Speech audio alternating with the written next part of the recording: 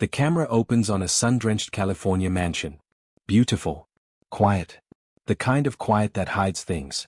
There are houses that look like heaven, and feel like a prison. Mary Arnold, elegant, silver-haired, sitting alone in her wheelchair on a terrace, the morning light on her face, her hands folded in her lap. She is not painting. She is simply waiting. Mary Arnold built her son from nothing. Raised him. Sacrificed for him. And when he became one of the most powerful men in California, he gave her the one thing she'd never had. A home. The iron gates of the Arnold estate swinging open. A champagne Range Rover rolling in. A woman stepping out, poised, polished, perfect. Charlotte Wayne. Smiling, but the smile doesn't reach her eyes. Then she arrived. A dinner plate moved. A schedule changed. An elevator door that won't open. A nurse sent away in the middle of the night. Mary, alone, in a darkened room. Charlotte, laughing at a dinner table. No one saw it at first. Because cruelty this calculated doesn't shout. It whispers. Trisha Dominguez, standing in a corridor, jaw tight, eyes watching. Always watching. But she saw it. The maid who was never supposed to matter.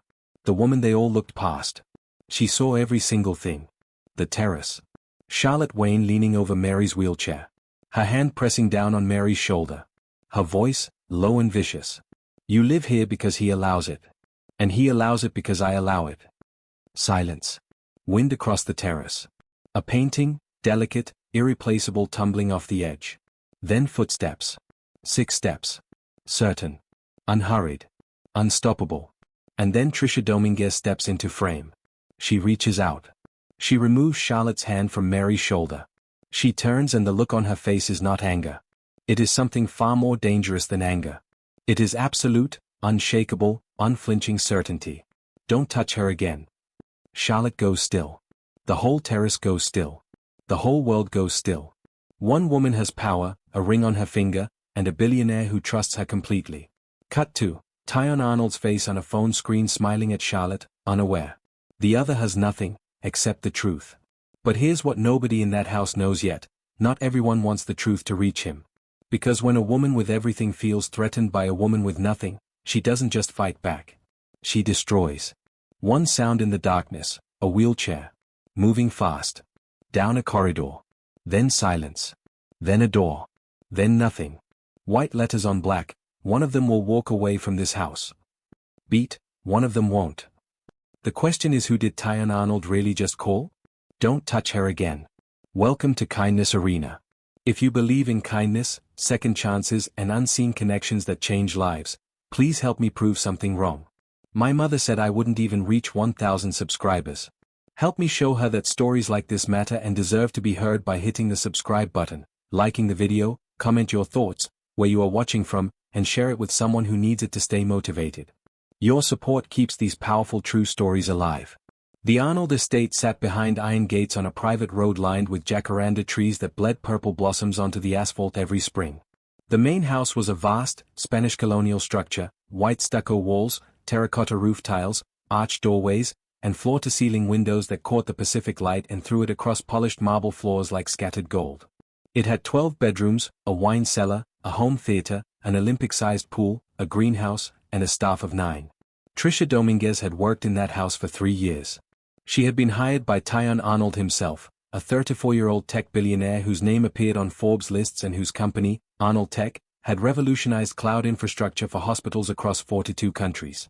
He was tall, quietly spoken, and possessed the kind of focused intensity that made people feel, when he looked at them, that they were the only person in the room.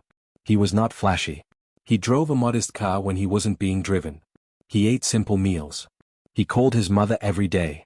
He was, by every account of the staff who served him, a genuinely good man. But good men travel for business. Good men attend summits in Geneva and product launches in Tokyo and board meetings in New York. Good men trust that the homes they've built will hold their goodness in their absence. Tion Arnold had been away for most of the past 4 months, and in his absence, the house had changed. Trisha had noticed it the moment Charlotte Wayne moved in. That had been 6 months ago, 2 months before Tion left for his extended international tour. Charlotte had arrived on a Tuesday afternoon in a champagne-colored Range Rover, stepping out in white linen trousers and oversized sunglasses, a small dog tucked under one arm, her personal assistant trailing behind with luggage that filled an entire SUV. She was beautiful in that sculpted, expensive way, cheekbones like architecture, hair the color of dark honey, nails always lacquered, always perfect. She laughed loudly at things that weren't funny and spoke softly about things that were cutting. She called the household staff by the wrong names on purpose. Trisha had watched her do it, watched the deliberate pause before she called Rosa Maria again, watched the faint smile at the corner of her lips when Rosa corrected her for the 5th time. Tion was in love with her. Or believed he was. He had announced the engagement at a dinner party in March, slipping a ring onto Charlotte's finger while his mother, Mary Arnold, sat in her wheelchair at the head of the table and smiled the careful, composed smile of a woman who had learned to hold her reservations with grace. Mary Arnold was 62 years old. She had been in that wheelchair for 11 years, ever since a highway accident on the I-5 had shattered her spine and stolen the use of her legs. She had rebuilt herself with extraordinary determination. She painted watercolors, she read voraciously, she spoke 3 languages, she had an opinion about everything and the wisdom to know when to voice it.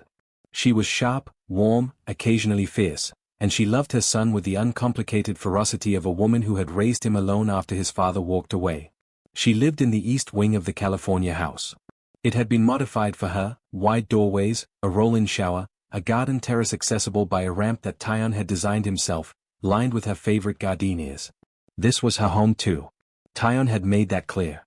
Charlotte Wayne had decided, quietly and systematically, to make it feel otherwise. It began with small things.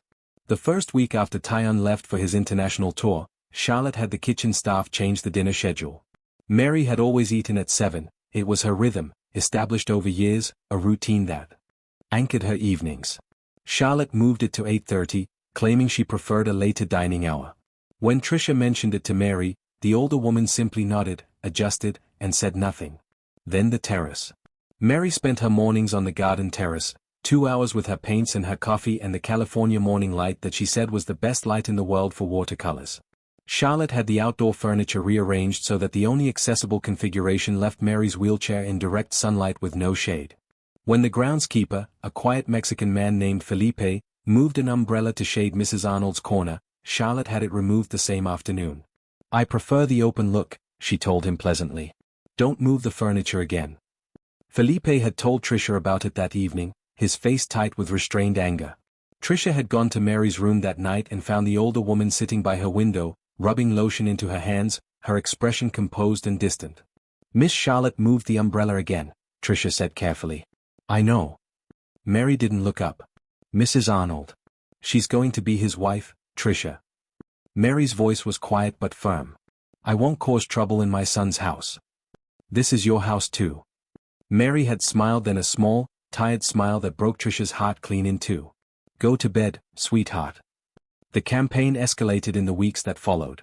Charlotte began making requests specifically designed to humiliate. She would call for Mary's afternoon tea and then redirect it. "Actually, take it to the garden. Tell her I said the fresh air would be good for her." As though Mary were a child who needed to be directed. As though Charlotte were the lady of the house and Mary a guest in it. She made comments in front of staff. "Oh, Tion mentioned his mother needs extra supervision since she can't always manage on her own," said with such practiced sweetness that challenging it felt like overreacting. She had the elevator, the private lift that had been installed specifically for Mary, reprogrammed to require a code. A code she gave to no one in the East Wing. When Mary was stranded on the upper floor for 40 minutes one morning, Charlotte expressed elaborate, theatrical concern. "Oh my God, why didn't someone tell me the elevator was malfunctioning? I'll have it looked at immediately." And the code was quietly removed, but the message had been sent. She told Mary's night nurse, a gentle woman named Adele, that her hours were being restructured, and that she should report to Charlotte directly rather than to the household manager. Adele, frightened for her job, complied and Charlotte used that access. She would send Adele on unnecessary errands late at night, to fetch things from the kitchen, to retrieve items from the garage, leaving Mary alone for stretches longer than was safe or comfortable. Once, Trisha had found Mary in her darkened room at 11 p.m., her call button on the floor where it had rolled, unable to reach it. Trisha had picked it up. Had sat with her. Had made her chamomile tea and listened to her talk about her son, about how she didn't want to burden him, about how she trusted he would see Charlotte clearly eventually. "He's a smart man," Mary had said. "He'll see." "He needs to see now," Trisha had said, and immediately regretted the sharpness of it. But Mary had just patted her hand. "Soon." Trisha called Tion's assistant twice. Both times she was told he was in meetings, in different time zones, unavailable. She left messages that were never returned. She didn't know if they were delivered. She spoke to the household manager, Gerald, a thin, nervous man who had been with the Arnold estate for 7 years and who was, she had come to understand, deeply afraid of losing his position. "There's nothing I can do," he told her, not meeting her eyes. "Miss Wayne is Mr. Arnold's fiancée. She has authority in this household. She does not have the authority to mistreat his mother. She's not, it's complicated, Trisha. Stay in your lane." She had wanted to overturn his desk. She had straightened her apron instead and walked out.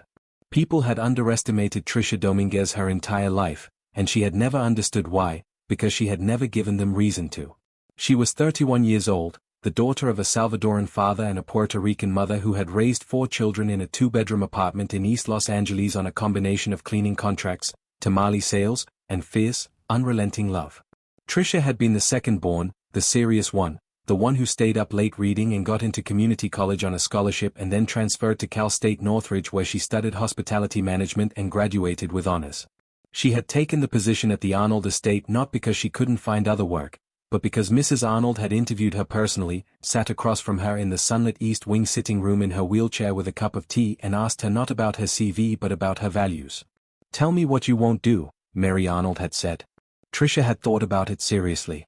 "I won't look away from something wrong because it's easier." Mary nodded slowly. "Good. Neither will I." She'd reached out and shaken Trisha's hand. "You start Monday." They had understood each other from the first day. In the 3 years since, Trisha had become less a maid and more a quiet anchor in Mary Arnold's life. She knew how Mary took her coffee, strong, with 1 sugar and a splash of oat milk, which watercolor brushes she preferred, the Winsor & Newton Series 7, what music she liked in the mornings, Coltrane, always, and what silences meant pain versus thought versus grief. She had held Mary's hands on the anniversary of the accident. She had sat beside her when Tion called on video and watched how the older woman's whole face transformed into light. She was not just staff. She was trusted. She was, in the truest sense of the word, a protector. And for 6 months, she had been watching a cruelty unfold and searching, desperately, for the right moment to stop it. That moment arrived on a Wednesday. It was 9:47 in the morning when Trisha heard the sound. She was in the East Wing corridor carrying fresh linens when she heard it, not a crash, not a scream, but something quieter and therefore more alarming, the sound of Mary's voice, tight and controlled, and Charlotte Wayne's voice over it, rising. Trisha put down the linens. She moved down the corridor quickly, quietly, her soft-soled shoes making no sound on the marble. The door to the terrace was open. What she saw when she reached it would live in her memory for the rest of her life, not because it was the most violent thing she had ever witnessed, but because it was one of the most deliberate. Mary Arnold was in her wheelchair at the edge of the terrace. Her painting things spread before her, a half-finished watercolor of the garden on the easel in front of her. She was gripping the armrests of her chair with both hands. Her knuckles were white. Charlotte Wayne was standing over her. She was dressed immaculately and she was holding a piece of paper. Mary's paper. One of her watercolors, a finished piece, a beautiful rendering of the jacaranda trees in early bloom that Trisha had seen Mary work on for 3 mornings. As Trisha watched, Charlotte let it drop. Just opened her fingers and let it fall. The paper caught the morning breeze and fluttered off the terrace edge into the garden below. "I need this space for my yoga instructor this morning," Charlotte said pleasantly. "I've told Gerald to have your things moved to the side garden." "The side garden has no shade," Mary said. Her voice was steady. "Barely. I'm sure you'll manage." Charlotte turned away. "Have the girl pack up your things." "The girl has a name," Mary said. Charlotte stopped. Turned back around slowly and then she did something that made the air on the terrace go very still. She reached out and put her hand on Mary's shoulder, not gently, not in comfort, but with a pressing, pinning weight. A dominance gesture and she leaned down so her face was level with Mary's and said, very quietly, "You live here because he allows it and he allows it because I allow it. So I suggest you remember your position in this house." And she squeezed. Mary made a sound, small, involuntary, dignified and turned her face away. Trisha Dominguez stepped through the doorway. She crossed the terrace in 6 steps. She didn't run. She didn't make a sound.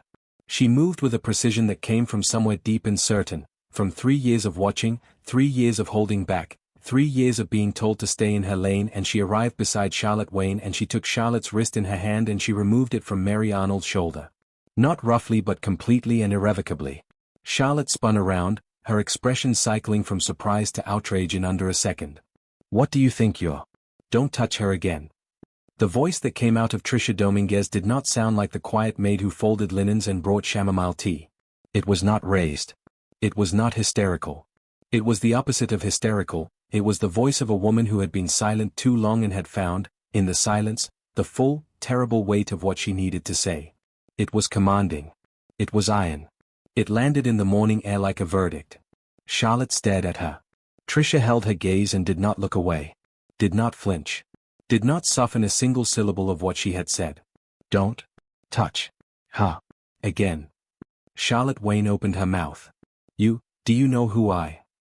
You are Tion Arnold's fiancée. Trisha's voice remained absolutely level. "And she is Tion Arnold's mother and this is her home. And I have watched you make her life small for 6 months, and I am telling you clearly, so that there is no confusion that it ends now. You're fired. You cannot fire me." Still calm. Still unshakable.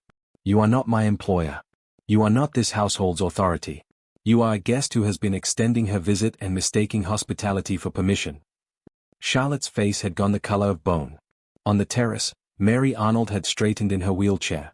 She was watching Trisha with an expression that was equal parts astonishment and something that looked, unmistakably, like relief, like a woman seeing, after a long time in the dark, a window opened.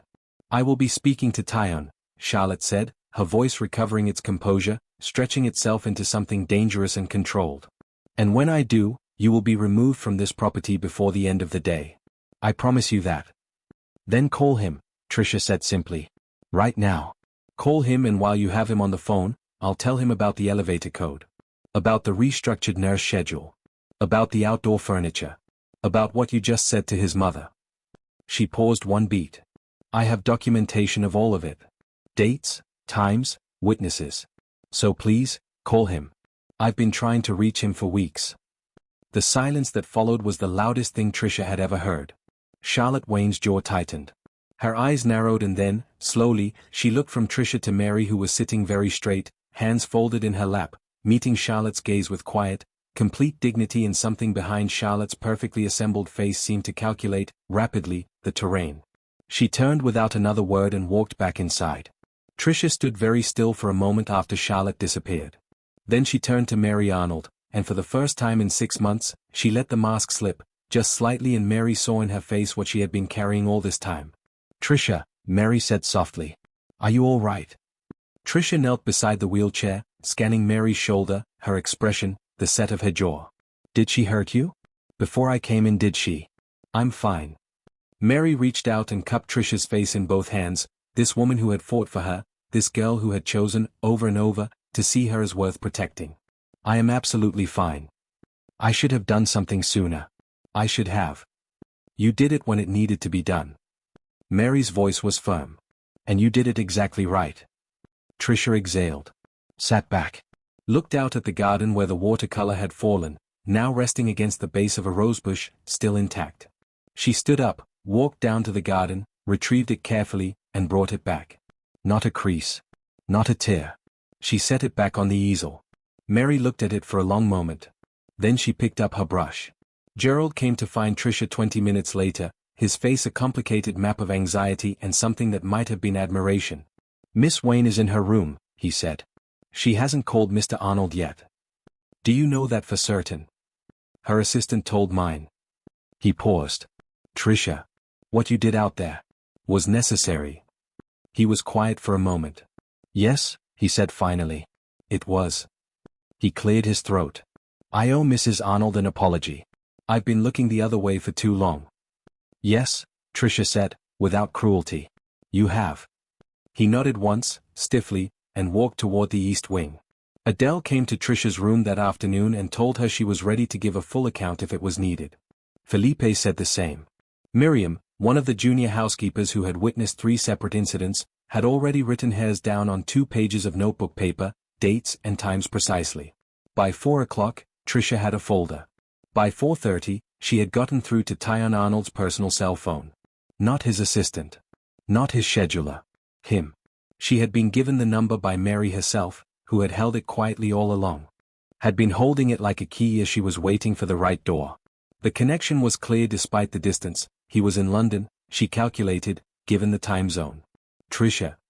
His voice was alert immediately. He knew her, and had always respected her. What's wrong? Is my mother? Your mother is safe, Trisha said. She's on the terrace. She's painting. She paused. But I need you to listen to me carefully, Mr. Arnold. Because I have been trying to reach you, and what I'm about to tell you cannot wait any longer. She spoke for 14 minutes. She was precise. She was factual. She did not editorialize. She read from the documentation, the dates, the incidents, the witnesses. She described the elevator code, the furniture, the nurse's schedule, the dinner hour, the comments made in front of staff about Mary needing supervision. The way Charlotte had touched her that morning. The words that had been said. She heard him breathing on the other end. Heard the quality of the silence change.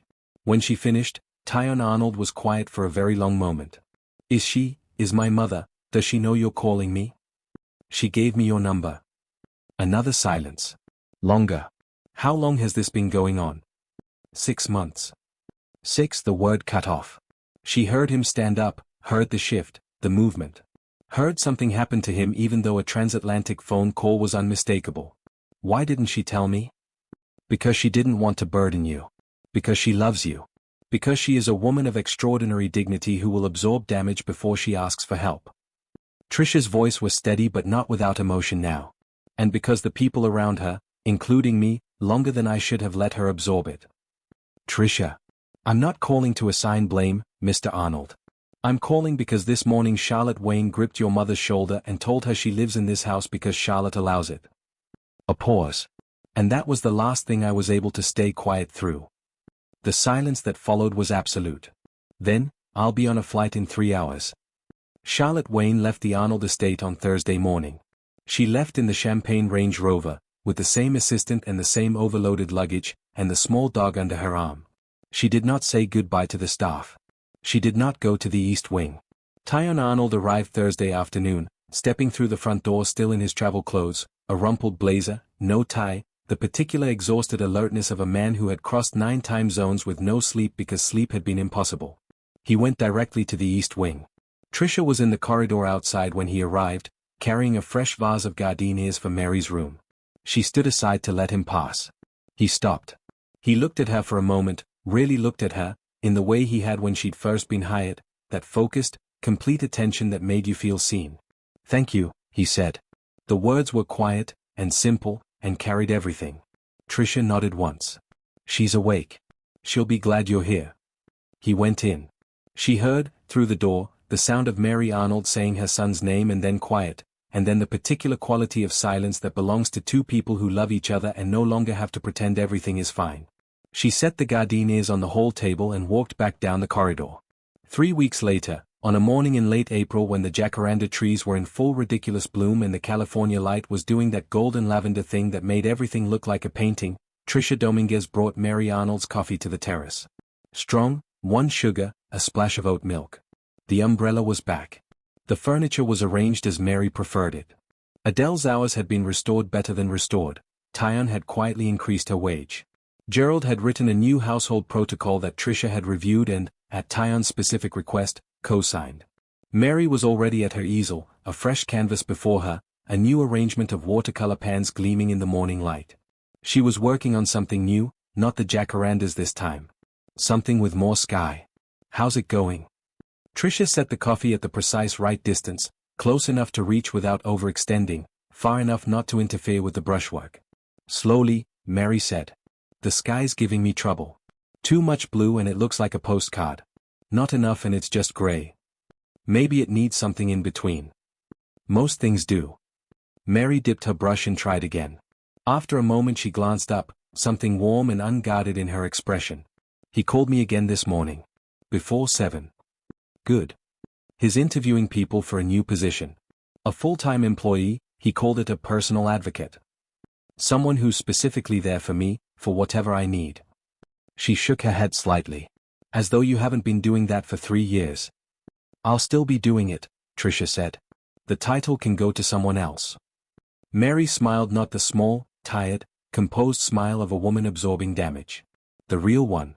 Full and warm and directed straight at Trisha like sunlight. "You know what I keep thinking about," she said. "What?" "The way you said it." Mary's eyes went back to her canvas, but her smile stayed. Not loud, not angry. Just certain, like there was no version of the world where what you were saying wasn't absolutely, completely true. She paused. "I keep thinking everyone should have someone who speaks up for them like that at least once." Trisha was quiet for a moment. Out in the garden, a mockingbird started up from the rosebushes, 5 different borrowed songs in 20 seconds, a one-bird chorus. "You deserved it every day," Trisha said. "I'm sorry it took me so long."